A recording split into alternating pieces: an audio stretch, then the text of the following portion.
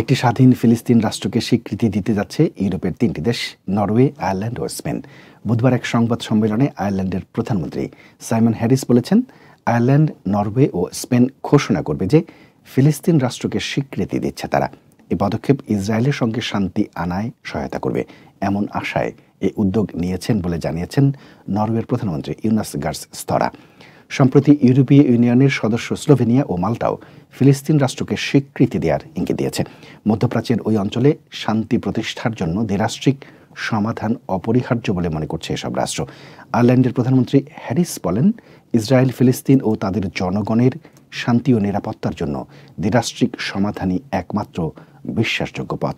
ইউরোপীয় এসব রাষ্ট্রের এ ঘোষণার আগে জাতিসংঘের সদস্য 193টি রাষ্ট্রের মধ্যে 143টি ফিলিস্তিনকে রাষ্ট্র হিসেবে স্বীকৃতি দিয়েছে।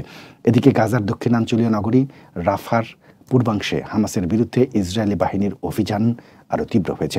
জাতিসংঘের ফিলিস্তিনি শরণার্থী বিষয়ক সংস্থা UNRWA সতর্ক করে বলেছে, চলমান পরিস্থিতিতে তারা তাদের ত্রাণ বিতরণ কেন্দ্র এবং বিশ্ব খাদ্য প্রকল্পের WFP গুদামে যেতে পারছে না। এমনকি তাদের স্বাস্থ্য কেন্দ্রগুলোতে গত 10 দিনে কোনো ওষুধ সরবরাহ করা হয়নি বলে দাবি করেছে UNRWA।